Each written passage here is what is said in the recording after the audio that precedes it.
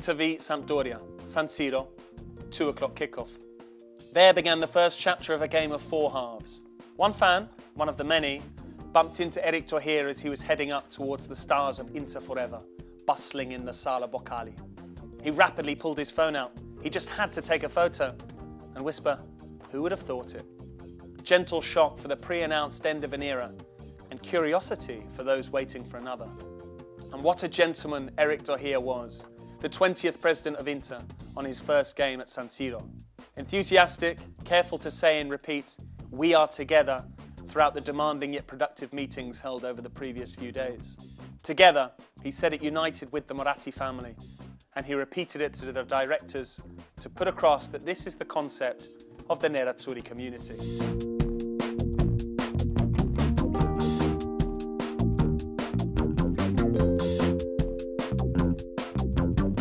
The second half of Inter versus Sampdoria, such a significant match, brought together 50 nerazzurri souls to the stadium. There were those who made history, Corso, Burgnic, Domenghini and Mazzola. Those who made their mark on the fans, Berti and Pagliuca. Those who had just left, Stankovic. Those who brought prestige to the nerazzurri, Figo. Those who couldn't not be there, Bergomi and Ferri. Those who played in the first few years at Inter under Massimo Moratti, Benny Carbone. Those who played later, Colonese, Milanese and Zé Maria.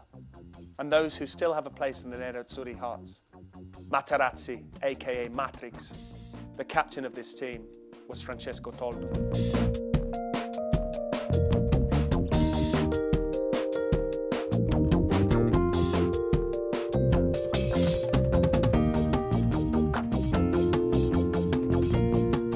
The real first half of Inter v Sampdoria and the third part of this mini-story, which would make history however the game went, was between the teams coached by Walter Mazzarri, formerly in charge of Sampdoria, and Sinisa Mihajlovic, the new man at the helm, recognised as a nerazzurri great on the LED hoardings and the big screen.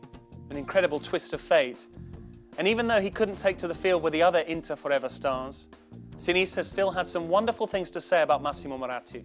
But for now, he was an opponent and one to be wary of.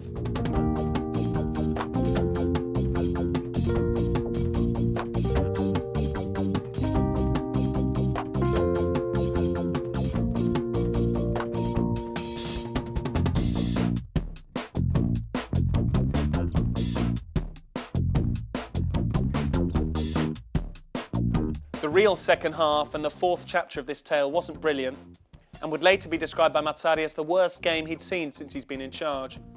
A scrappy draw. The winter cold froze San Siro with a result that meant little for the league table. Eric Torhier defined his first game at San Siro as unbelievable. A tribute to the crowd and this historic day. He would have preferred to win though, that's for sure.